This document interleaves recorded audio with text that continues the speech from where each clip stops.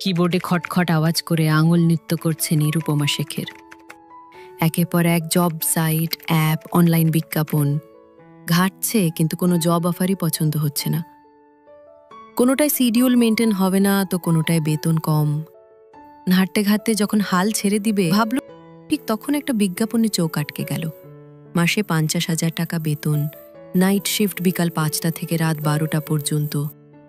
বিস্তারিত পড়তে ওয়েবসাইটটায় ক্লিক করল। সাইটের শিরোনামেই বড় বড় অক্ষরে লেখা আকবর গ্রুপ অফ কোম্পানি। এই কোম্পানি সম্পর্কে আগেও শুনেছে নিরুপমা। বেশ নামি দামি আর সেরা কোম্পানি হওয়াতে বহু আলোচনা সমালোচনায় উপস্থিত এই কোম্পানি।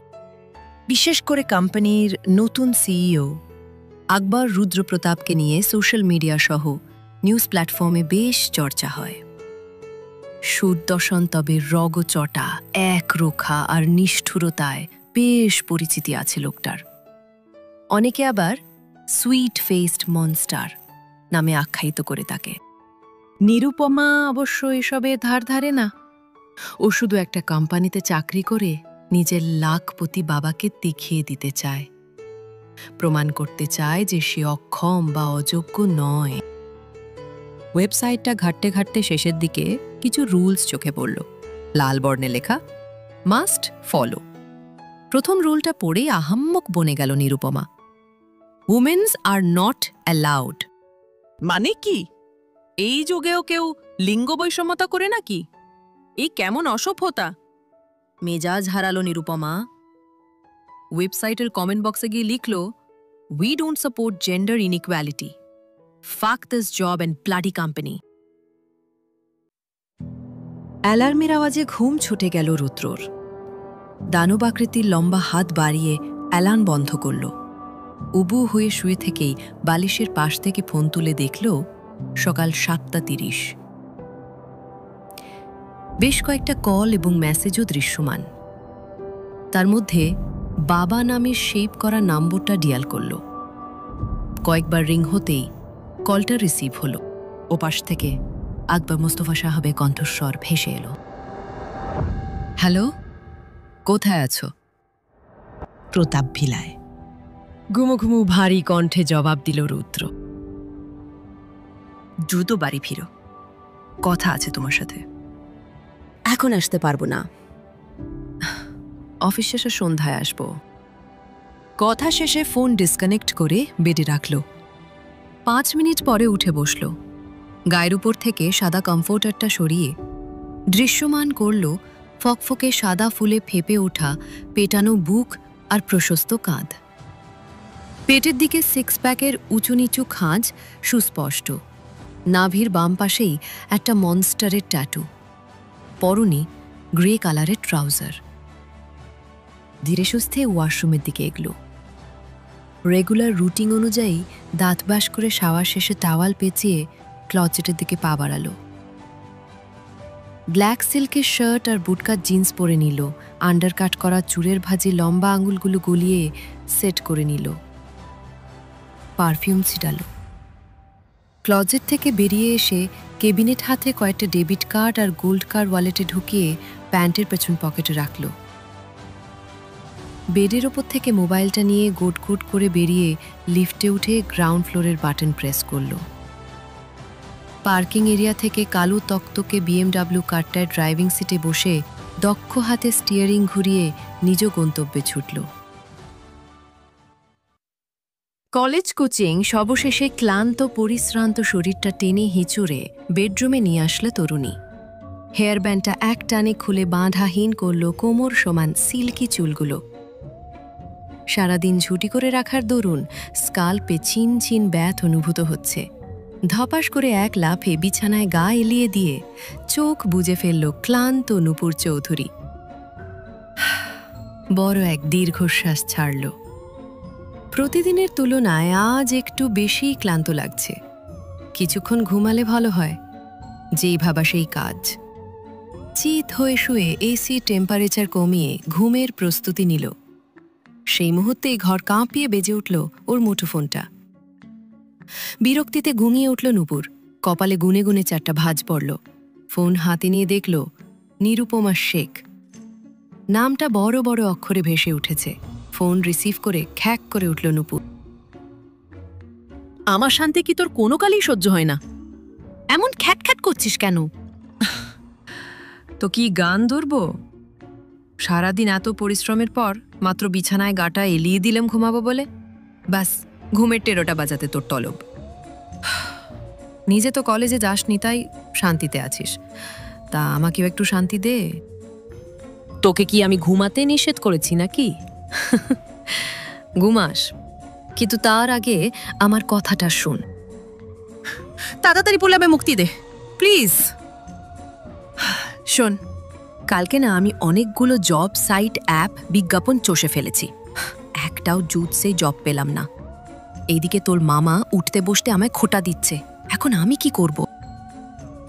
এই কথাই বলার জন্য আমায় ফোন দিয়েছিস? অবিশ্বাস্য কণ্ঠে প্রশ্ন করল নূপুর।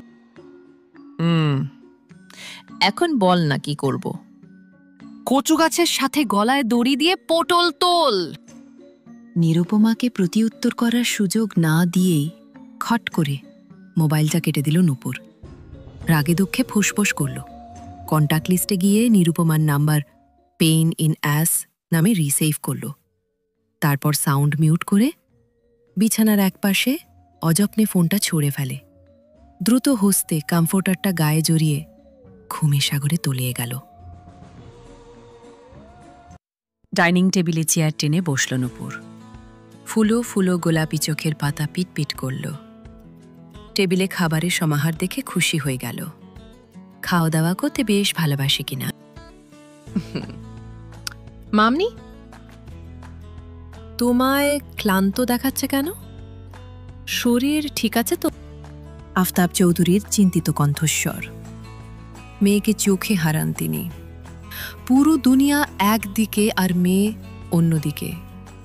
মেয়ের চুল পরিমাণ কষ্ট সহ্য করতে পারেন না ভদ্রলোক। আমি ঠিক আছি বাবা,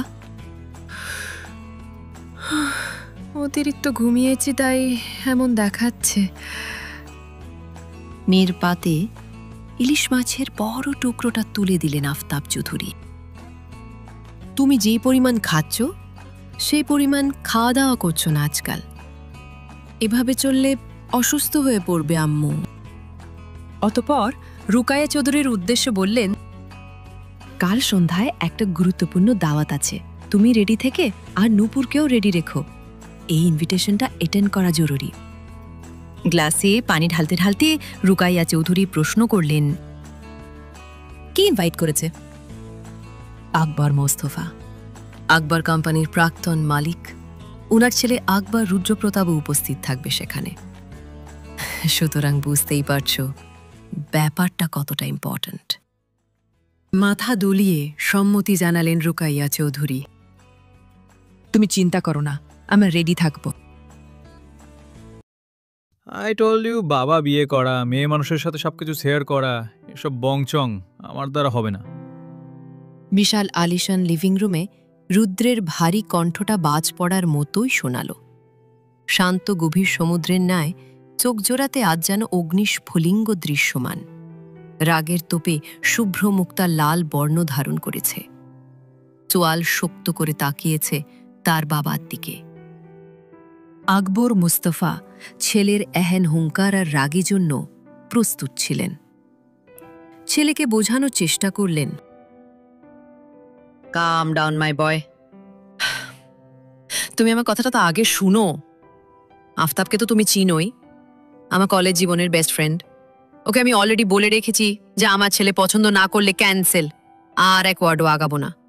তাছাড়া মেয়েটা নিজেও তোমাকে চিনে না, না তো জানে যে তোমার সাথে ওর বিয়ের কথা হচ্ছে। সব দিক থেকে সেফ। তুমি জাস্ট একটাবার মেয়েটাকে দেখো, দেখলেই কি বিয়ে হয়ে যাবে নাকি? পছন্দ না হলে বা না করে দিব, simple. What do you think বাবা, আমি একটা নাদান কিড?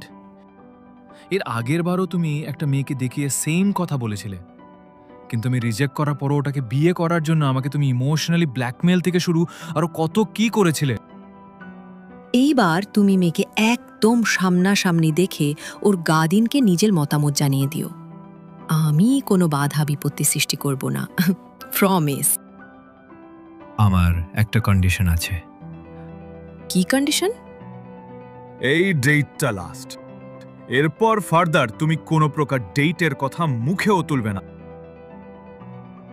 মিনিটখানেক চিন্তা করে আকবর মোস্তফা জবাব দিলেন, অল রাইট, মেনে নিলাম। পর্দা সরিয়ে জানলা মেলে বাহিরটা দেখল নূপুর। ফক ফকে রোদে বাগানের এক একটা ফুল জল জল করছে। হাওয়ায় ভেসে আসছে ফুলগুলোর মন মাতানো সুবাস। চোখ বন্ধ করে নাক টেনে সে সুবাসটুকু নিজের মধ্যে শুষে নিল অষ্টাদশী। সুন্দর একটা সকাল। একাল হাসল নূপুর। শানি মর্নিং বরাবরই তার পছন্দের তালিকায় শীর্ষে। বড় বড় চোখের পল্লব ঝাঁপটালো। আরো কিছুক্ষণ দেখতে চেয়েছিল, কিন্তু নিচতলার ড্রয়িং রুম থেকে চেঁচামেচি শোনা যাচ্ছে। কি হলো দেখার জন্য দ্রুত পদক্ষেপে রুম ত্যাগ করে সিঁড়ি ভেঙে নিচে নামল। নিরুপমা এসেছে। ও একা আসেনি, ওর সাথে একজন মানবকে দেখা যাচ্ছে। ছেলেটাকে নূপুর চিনে বলতে নিরুপমার মোবাইলে অনেকবার ছবি দেখেছে। উনি হলেন রাফসান শেখ, নিরুপমার বড় ভাই।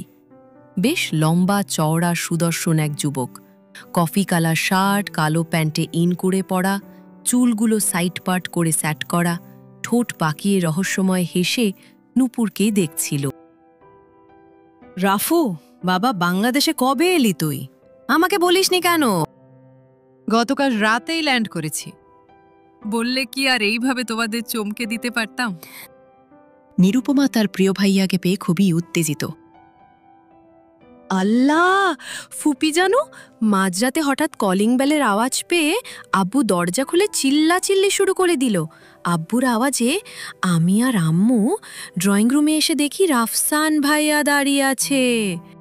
আমি যে কি পরিমাণ শক ছিলাম তোমাকে জাস্ট বলে বোঝাতে পারবো না।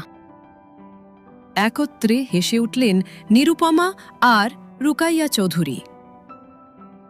ফুপা কোথায়? বাসায় নেই? প্রশ্ন করল রাফসান। তোর ফুপা তো সেই 7 সকালে বেরিয়েছে, ফিরতে বিকেল হবে। আচ্ছা, সমস্যা নেই, আমি না হয় তোমাদের কোম্পানিতে গিয়ে ফুপার সাথে দেখা করে নিব। ওইসব পরে হবে, আগে আয় তো বস এখানে। কত বছর পর ফুপির কাছে এলি, পেট ভরে নাস্তা করে তারপর যাবি। হাসল রাফসান, তারপর নূপুরের দিকে তাকালো। কেমন আছো নূপুর? সিঁড়ির গোড়া থেকে এগিয়ে এসে ড্রয়িং রুমের দাঁড়ালো নূপুর। আসসালামু আলাইকুম, আমি ভালো আছি ভাইয়া, আপনি কেমন আছেন? সালামের উত্তর দিয়ে রাফসান পুনরায় বলল, এই তো ভালোই আছি। বড় হওয়ার সাথে সাথে অনেক পরিবর্তন হয়ে গেছো তুমি। নূপুরকে জড়িয়ে ধরল নিরুপমা। তখন কই ছিলি তুই? আমরা সেই কখন এসছি। তুই আসতে আসতে ফুপি এক 10 তোর কেউ ভাসিয়েছে। মুচকি হাসল নূপুর। রুমে ছিলাম, তাই বুঝতে পারিনি। তোরাই আড্ডা গল্প পড়ে দিস, আগে ছেলেটাকে একটু বসতে দে তো। এতটা পথ জার্নি করে এলো। মুচকি হাসল নূপুর। কিছুক্ষণের মধ্যেই বাহারি রকমের নাস্তা হাজির করলেন রুকাইয়া চৌধুরী। চা, coffee, pasta, noodles, sandwich, burger, pastry, cold drinks ইত্যাদি ইত্যাদি আরও অনেক কিছু। খাবার খেতে খেতে সবাই জাম পেশ আড্ডা দিয়েছে। সব কিছু ঠিকঠাক, কিন্তু নূপুরের কাছে কেমন যেন অস্বস্তি বোধ হচ্ছিল। রাফসান ভাইয়া ওর দিকে কেমন কেমন করে যেন তাকাচ্ছিল। যতবারই রাফসান ভাইয়ার দিকে তাকিয়েছে ততবারই চোখাচোখি হয়েছে। তার নজরটা অদ্ভুত ঠেকল নূপুরের কাছে। এমন ক্যাবলার মতো তাকিয়ে আছে কেন? পরক্ষণেই মনে পড়ল প্রায় 6 বছর পর ওকে দেখছে রাফসান ভাইয়া। উনি বিদেশ যাওয়ার আগে নূপুর তো বাচ্চাই ছিল, এখন এতদিন পরে এত পরিবর্তন দেখে হয়তো এমন করছেন। ব্যাপারটা নিয়ে আর ঘাটাঘাটি করল না নূপুর। সন্ধ্যা 7টা বেজে 17 মিনিট। সুবিশাল এক রাজপ্রসাদের ন্যায় বাড়ির সামনে দাঁড়িয়ে আছে নূপুর। টুকুটুকু নয়নে চারপাশ দেখছে। মেন গেটের ডান পাশেই দেখেছিল বড় বড় অক্ষরে লেখা আকবর মঞ্জিল। রং বেরঙের লাইটে বাড়িটা জ্বলজ্বল করছে। চারিপাশে নানান রকম গোলাপ গাছ সহ নাম না জানা অনেক ফুলের সমাহার। বেলি ফুলের ঘ্রাণে চারিপাশ স্নিগ্ধা। রং বেরঙের লাইটে বাড়িটা জ্বলজ্বল করছে। চারিপাশে নানান রকম গোলাপ গাছ সহ নাম না জানা অনেক ফুলের সমাহার। বেলি ফুলের ঘ্রাণে চারিপাশ স্নিগ্ধ। বাড়ির এক পাশে সুবিশাল এক সুইমিং পুল। পুলের পাশেই চেয়ার ও টেবিল রেখে বসার ব্যবস্থা করা। আর এক পাশে গলফ কোর্ট। বাড়ির মূল ফটকের সামনে দাঁড়িয়ে আছে কিছু গার্ডস। আকবর, মোস্তফা আর আফতাব চৌধুরী সেই কলেজ জীবন থেকে একজন আরেকজনের বন্ধু। সেই সুবাদে ছোটবেলায় প্রায়শই বাবার সাথে এই বাড়িতে আসত নূপুর।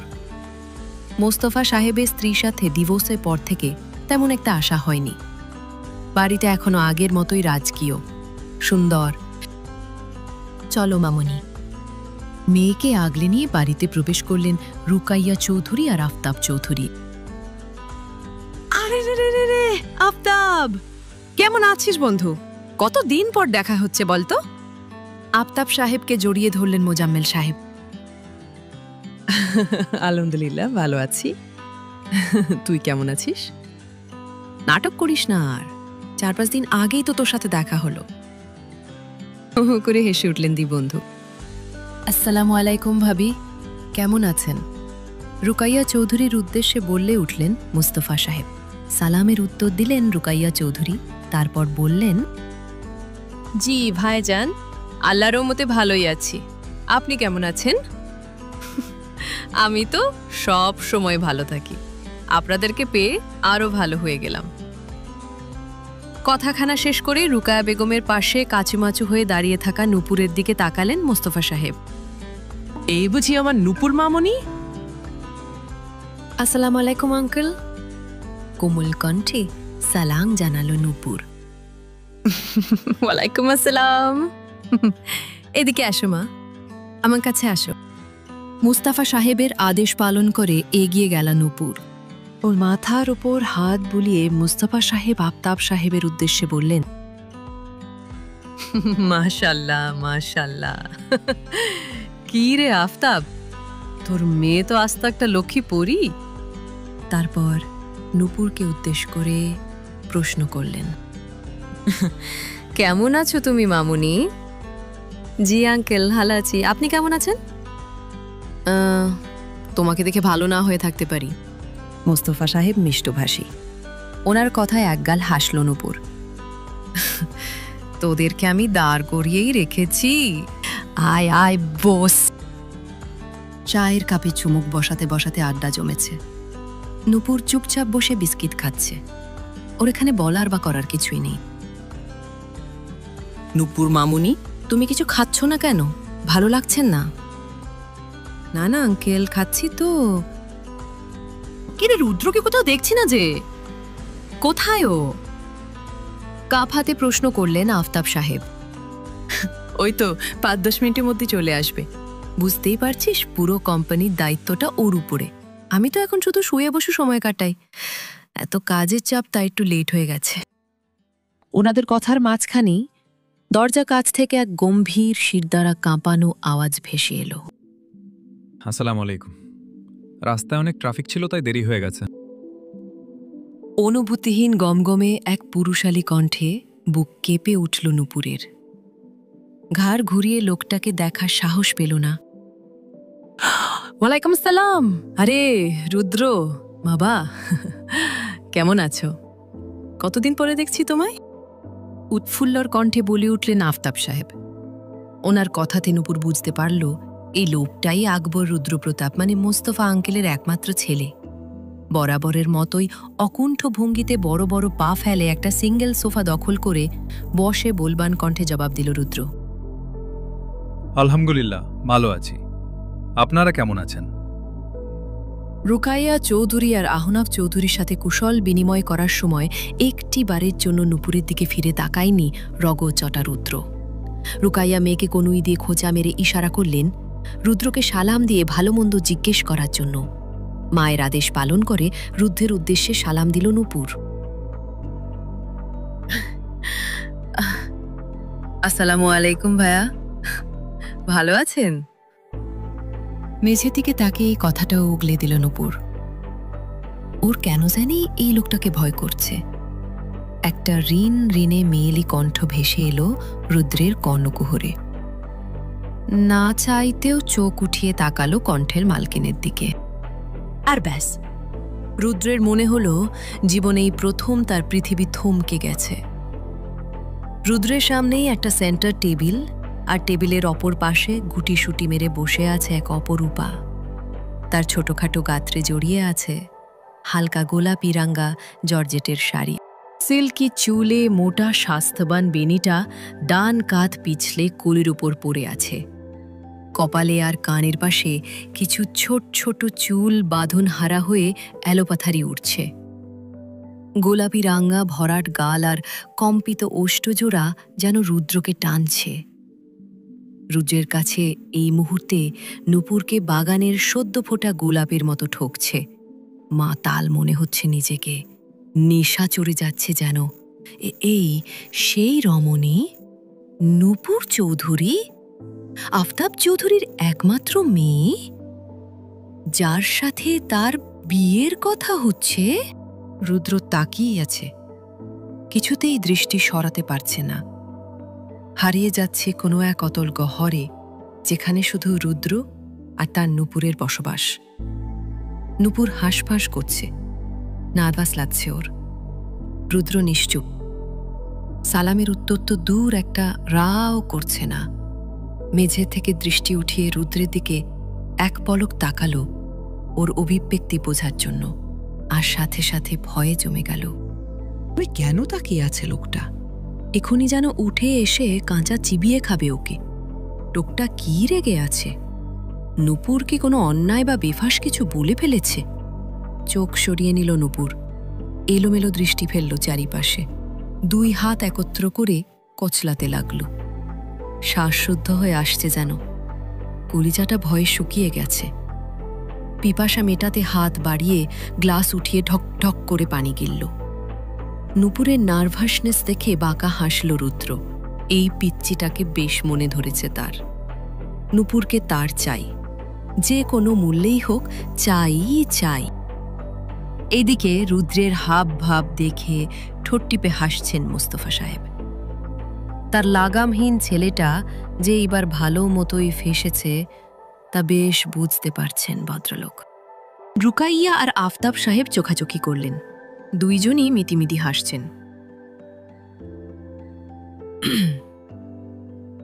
মোস্তফা সাহেব গলা খাকি দিলেন।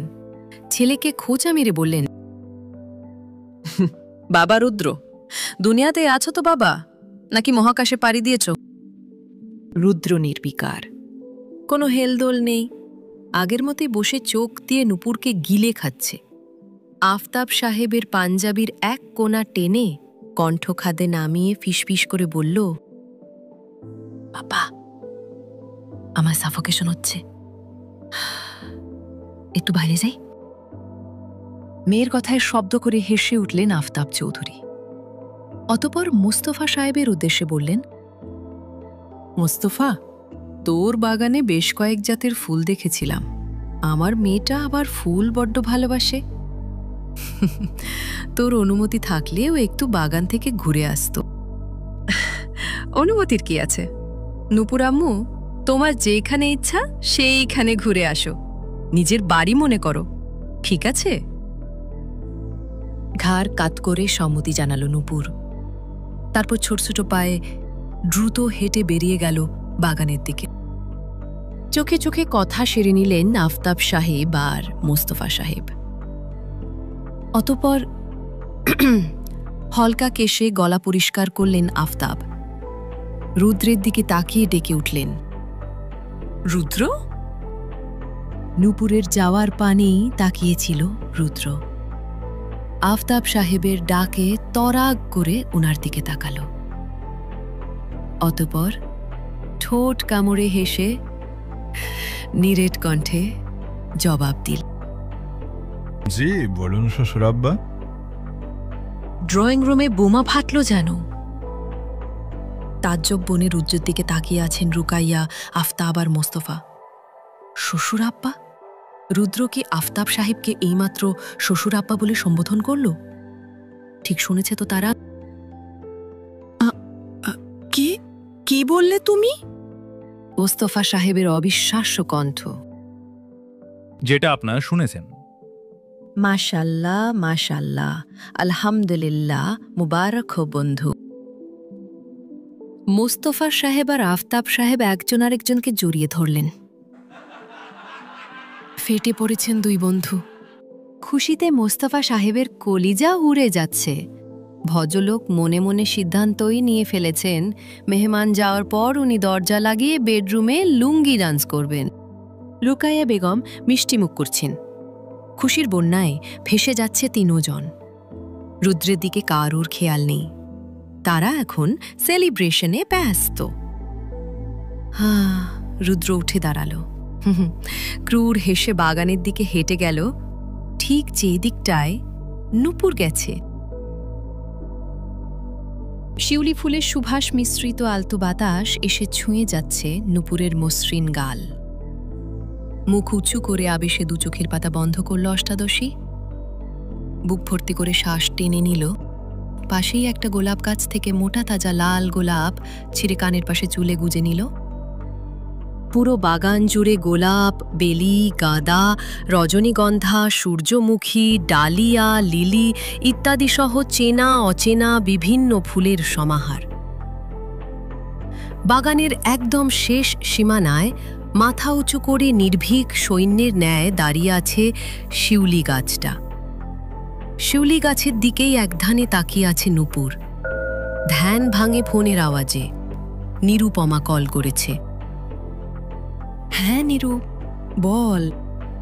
রাফসান ভাইয়া বলছিল বাইরে ঘুরতে নিয়ে যাবে, তুইও চল।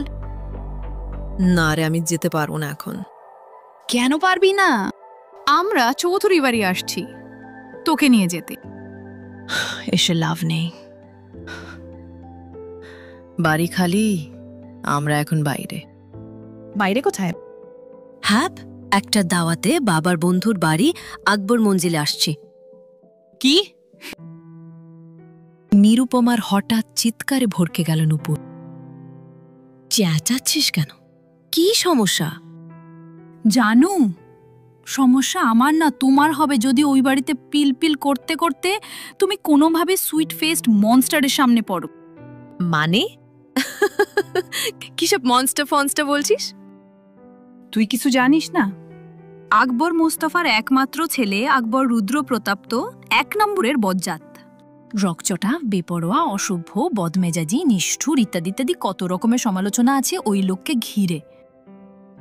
আর সবচেয়ে বিরক্তিকর বিষয় হচ্ছে এই লোকটা মেয়ে মানুষ নিজের আশেপাশেও সহ্য করে না। নিরুপমা বিরামহীন বকবক করেই যাচ্ছে, কিন্তু সেসব নূপুরের কানে ঢুকলেও মাথায় ঢুকছে না। রুদ্রপ্রতাপের ব্যাপারে বলা প্রত্যেকটা কথাই ওর মাথায় বাড়ি খাচ্ছে। ভয় লাগছে।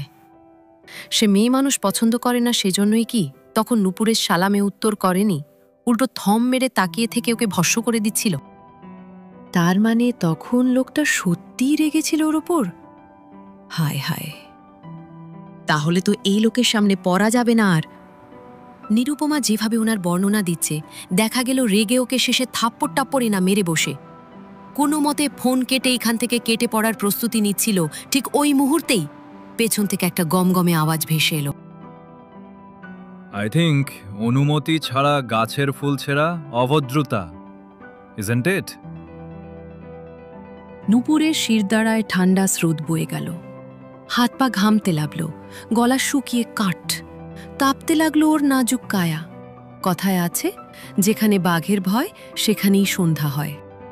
নূপুরকে খুঁজতে খুঁজতে বাগানের শেষ সীমানায় এসে ও দেখা পেল রুদ্র কারোর সাথে ফোনে কথা বলছে।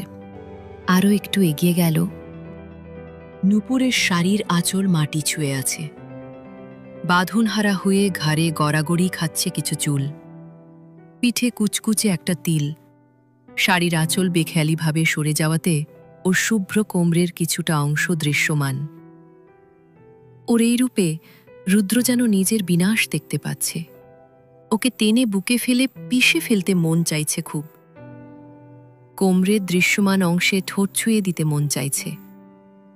কয়েকবার শুষ্ক ঢোক গিলে নিজেকে সামলাতে চাইল বেপরোয়া খ্যাত রুদ্র। নূপুর একপাশে সরে দাঁড়াতে ওর মুখটা দৃশ্যমান হল। কানের পিছনে লাল গোলাপ গুজে দাঁড়িয়ে, ঠোঁট জোড়ায় আলতো হাসির বিচরণ। গোলাপের রানীর মতন লাগছে ওকে। রুদ্র থমকে গেল। এই মুহূর্তে মাইন্ড ডাইভার্ট না করলে নির্ঘাত কিছু একটা করে বসবেও। অকস্মাৎ খেয়াল করল নূপুর ফোন কেটে উল্টো দিকে পা বাড়াচ্ছে। ওর দৃষ্টি আকর্ষণ করে আওড়ালো। আই থিঙ্ক অনুমতি ছাড়া গাছের ফুল ছেঁড়া অভদ্রতা, ইজেন্ট ইট? বাড়ানো পাটা পিছিয়ে নিয়ে থমকে রইল কিছুক্ষণ। তারপর নতমস্তকে ধীরে ধীরে পেছন ফিরল। ওর চোখে মুখে ভীতি ছাপ স্পষ্ট। হাত কচলাচ্ছে। ভীতু গলায় মিনমিনে আওড়ালো, আমি সরি, ভেরি সরি। আর আর করব না, এক্ষুনি খুলে ফেলছি। কথাটা বলেই কানে গুজে থাকা গোলাপের দিকে হাত বাড়ালো নূপুর। ওর বাড়ানো তুলতুলে ছোট্ট হাতটা গোলাপ ছোঁয়ার আগে খপ করে মুঠোবন্দি করে নিল রুদ্র। ভয়াবহ হাসকিস্বরে রুদ্রে আওড়ালো, স্টপ রাইট দেয়ার, ওটা সরাবে না। এবার দৃশ্যমান রূপে কাঁপছে নূপুর। বড় বড় ঢোক গিলছে। ঠোঁট নেড়ে কিছু বলতে চাইছে, কিন্তু কণ্ঠনালী দিয়ে কিছুই বেরুল না। এক হাত দিয়ে শক্ত করে শাড়ি খামচে ধরে আছে। অবশেষে অতিরিক্ত ভয়ে মস্তিষ্ক চাপ সইতে না পেরে জ্ঞান হারালো ভীতু নূপুর। ঢলে পড়ল রুদ্রের দু বাহুর মাঝখানটায়। হেসে উঠল রুদ্র।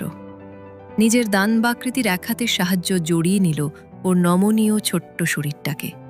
আরেক হাত দিয়ে মুখ উঁচু করে ধরল। কপালে ভালোবাসার পরশেঁকে বাঁকা হাসল। ঠোঁটের কাছে ফিসফিস করল,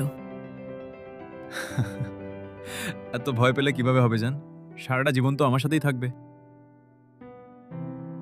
সিঁড়ি বেয়ে নামছে নূপুর। কিছুক্ষণ আগেই জ্ঞান ফিরে এসেছিল ওর, আর জ্ঞান ফিরতেই উতলা হয়ে পড়ল এই বাড়ি ছাড়ার জন্য। রুদ্র নামক আতঙ্কের সামনে আর পড়তে চায় না। নিরুপমা ঠিকই বলেছে, এই লোকটা একটা সুইট ফেসড মনস্টার। দোতলার করিডোর থেকেই দেখতে পেয়েছে রুকাইয়া চৌধুরী, আফতাব চৌধুরী আর আকবর মুস্তফা মিলে খুব মনোযোগের সাথে কিছু একটা নিয়ে আলোচনা করছে। সেই সব আলোচনায় আপাতত ওর কোনো মাথা ব্যথা নেই। ও শুধু এখন এখান থেকে পালাতে পারলেই বাঁচে। সিঁড়ি থেকে নেমে হেঁটে গিয়ে আফতাব চৌধুরীর পাশে দাঁড়ালেন নূপুর। আফতাব চৌধুরী এক হাত দিয়ে মেয়েকে জড়িয়ে নিলেন। ঘুম ভেঙেছে মামুনি? আফতাব চৌধুরীর প্রশ্নে নূপুর তাজ্জব বনে গেল। ঘুমিয়েছে মানে? ও আবার কখন ঘুমালো? ও তো ওই রাক্ষসটার ভয়ে জ্ঞান হারিয়েছিল। এই মিথ্যা কথাটা কে বলল? রুদ্রের কারণে ও সেন্সলেস হয়েছে এইটা শুনলে মোস্তফা আঙ্কেল কষ্ট পাবে ভেবে ব্যাপারটা চেপে গেল নূপুর। পাপা, আমার শরীরটা ভালো লাগছে না। উতলা হয়ে পড়লেন আফতাব চৌধুরী। মেয়ের কপালে গালে হাত দিয়ে পরীক্ষা করছেন জ্বর আছে কিনা। ললাটে চিন্তার ভাঁজ। স্ত্রীর উদ্দেশ্যে বললেন, শরীর গরম হয়ে আসছে, জ্বর আসবে মনে হয়। রুকাইয়া, তুমি আর নূপুর বাড়ি ফিরে যাও। আমি এখানে সব ফাইনাল করে তাড়াতাড়ি ব্যাক করব। আর ডাক্তারকে আমি ফোন করে দেব, নূপুরকে এসে চেক আপ করে যাবে। মোস্তফা সাহেবকেও বেশ চিন্তিত দেখাচ্ছে। নূপুরের মাথায় হাত বুলিয়ে দিয়ে বললেন, হঠাৎ জ্বর কেন আসলো? এখানে আসার সময় তো সুস্থই ছিলে, তাহলে এখন অসুস্থ হলে কি করে? চিন্তা করবেন না আঙ্কেল, মেডিসিন নিলেই সুস্থ হয়ে যাব। মলিন হাসল নূপুর। মোস্তফা সাহেবকে সালাম জানিয়ে রুকাইয়া চৌধুরীর সাথে বেরিয়ে গেল। বিছানায় চিত হয়ে শুয়ে সিলিংয়ের দিকে একদৃষ্টিতে তাকিয়ে আছে নূপুর। মুখে ল্যাপটে আছে চিন্তা আর আতঙ্কের ছাপ। বাসায় আসার পর রুকাইয়া ওকে ভাত খাইয়ে ডাক্তারের দেওয়া ওষুধ খাওয়াতে খাওয়াতে এটা সেটা নিয়ে কথা বলতে বলতে রুদ্রকে নিয়ে কথা উঠল। ভদ্রমহিলা রুদ্রের গুণগান করতে করতে মুখে ফেনা তুলে ফেলেছেন। ওর ভদ্রতার প্রশংসা করতে গিয়ে এক পর্যায়ে বলে উঠলেন, তুই তো গার্ডেনের দোলনায় বসে ঘুমিয়ে পড়েছিলি। ফোনে কথা বলতে কি রুদ্র তোকে দেখে বই নিয়ে এসেছে। কত ভালো ছেলেটা। এই একটা কথাতেই নূপুর জমে গিয়েছিল। বইয়ে নিয়ে এসেছে মানে পাজা কোলে করে নিয়ে এসেছে। নূপুরের আবছা মনে আছে অজ্ঞান হয়ে যাওয়ার সময় ও রুদ্রের উপরেই ঢলে পড়েছিল। এই লোক এবার নির্ঘাত ভয়ঙ্কর রকমের রেগে আছে ওর উপরে।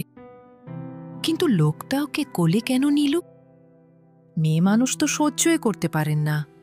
আবারও ঘুমিয়ে পড়েছে বলে মিথ্যে কথা বলল। আর ভাবতে পারছে না নূপুর। জ্বরের কারণে 2 চোখ জ্বলছে, মাথাটা ভার হয়ে আসছে। সকল চিন্তা ভাবনা মাথা থেকে ঠেলে দূর করে চোখ বন্ধ করে কাত হয়ে শুয়ে পড়ল। আর কিচ্ছুক্ষণের মধ্যেই ঘুমিয়ে পড়ল। চশমা চোখে চেয়ারে বসে আফতাব চৌধুরী। উনার দিকে 1 কাপ চা বাড়িয়ে দিলেন রুকাইয়া বেগম। তারপর খাটের উপরে বসে প্রশ্ন করলেন, কি গো, শেষে কি সিদ্ধান্ত হলো? কি আর হবে, আমি রুদ্রকে বুঝিয়ে বলেছি যে আমার মেয়েটা এখনো ছোট, আর তাছাড়াও ও পড়াশোনা করতে চায়। রুদ্র আমার কথার অর্থ বুঝতে পেরেছে, সম্মতিও জানিয়েছে। তো শেষে এতটুকুই সিদ্ধান্ত হলো যে নূপুরের ইন্টার পরীক্ষা শেষ হওয়ার পর আমরা রুদ্রের আরও ধুমধাম করে এনগেজমেন্ট করব। এর আগে এই বিষয়টা নূপুরকে জানাবো না। এসব এখন শুনলে পড়াশোনার ব্যাঘাত ঘটবে। যাক, তবে ভালোই হলো। রুদ্রকে আমার খুবই পছন্দ ছিল। আমি তো ভেবেছিলাম ও রাজি হবে না। কি যে বলো না তুমি, আমার মেয়েকে উপেক্ষা করার সাধ্য কারোর আছে? আমার দৃঢ় বিশ্বাস ছিল নূপুরকে দেখার পর রুদ্র অবশ্যই বিয়েতে রাজি হয়ে যাবে। তাই তো জোর গলায় মোস্তফাকে বলেছিলাম। হাসলেন রুকাইয়া। তারপর কিছু একটা চিন্তা করে ফের প্রশ্ন করলেন, রাফু আজকে অফিসে গেছিল তোমার সাথে দেখা করতে? হ্যাঁ, দেখা হয়েছে ওর সাথে। আমরা একসাথে লাঞ্চও করেছি। ছেলেটাকে কত করে বললাম আজকে থেকে যেতে, শুনলেই না আমার কথা। বিদেশ থেকে এসেছে, রিলেটিভ, বন্ধু বান্ধব অনেকের সাথেই তো দেখা করতে হয়। ব্যস্ত ছিল হয়তো। এক কাজ করো, কালকে শেখ বাড়িতে ফোন দিয়ে সবাইকে দাওয়াত করো। কয়টা দিন না হয় থেকে যাবে ওরা। আচ্ছা, আমি সকালে আপাকে ফোন করে বলবো। এখন চলো, খেয়ে নিবে, আমি খাবার গরম করেছি। রাত প্রায় 2টা। চৌধুরী বাড়িসহ পুরা এলাকায় নিস্তব্ধ। গভীর ঘুমে তুলিয়ে আছে সবাই। নূপুরের বারান্দার দরজাটা খোলা। খোলা দরজা দিয়ে প্রবেশ করছে শরতের বাতাস। আজ বোধহয় পূর্ণিমা। জানলাগুলি চাঁদের আলো এসে আছড়ে পড়েছে নূপুরের নরম বিছানায়। রুদ্রের বুকের উপর নিশ্চিন্তে ঘুমিয়ে আছে ঘুমকাতরে নূপুর। জ্বর তার উপর মেডিসিনের প্রভাবে মরার মতো ঘুমাচ্ছে। ঘুণাক্ষরেও টের পাচ্ছে না রুমে। ওর বেডেই ও ছাড়াও অন্য কারোর উপস্থিতি। ওকে শক্ত করে জড়িয়ে ধরে রেখেছে রুদ্র। বাঁধন হারা করলেই যেন পালিয়ে যাবে। কিছুক্ষণ ওভাবে থাকলো, তারপর ওকে কোলে রেখে উঠে বসল। ওর মাথাটা বাম কাঁধে রাখল সযত্নে। ধ্যান মেরে ওর দিকে তাকিয়ে থাকল। সশব্দে ওর নরম ঠোঁটে চুমু খেল কয়েকবার। নূপুরের বিউটি বোনের মাঝখানটা একটা তিল আছে, আর সেই তিলটার দিকে তাকিয়ে আছে রুদ্র। রুদ্র ডেসপ্যারেট, ভীষণ ডেসপ্যারেট। নিজেকে আটকে রাখতে পারল না। ঠোঁট ছোয়ালো ওর বিউটি স্পটটার ওপর। টুকরো টুকরো চুমুতে ভিজিয়ে দিল জায়গাটা। হাতগুলো বাধাহীনভাবে বিচরণ করছে নূপুরের শরীরে। রুদ্রের ছোঁয়া ধীরে ধীরে গাঢ় হচ্ছে। নিজের ডেসপারেশন সামলাতে না পেরে ওর বিউটি স্পটটার ওপর সজোরে কামড় বসালো রুদ্র। ব্যথার কারণে ঘুমের ব্যাঘাত ঘটায় বিরক্ত হল নূপুর, ছটফট করে উঠল। তৎক্ষণাৎ নিজেকে সামলে নিল রুদ্র। পুনরায় ওকে বুকে নিয়ে শুয়ে পড়ল। মাথায় বিলি কাটতে কাটতে ওর কানের কাছে ধীর আওয়াজে গানের সুর তুলল। মিনিট খানেক পর পুনরায় ঘুমের সাগরে তলিয়ে গেল নূপুর। মুচকি হাসল রুদ্র। ও কানের ওপর আলতো চুমু খেল।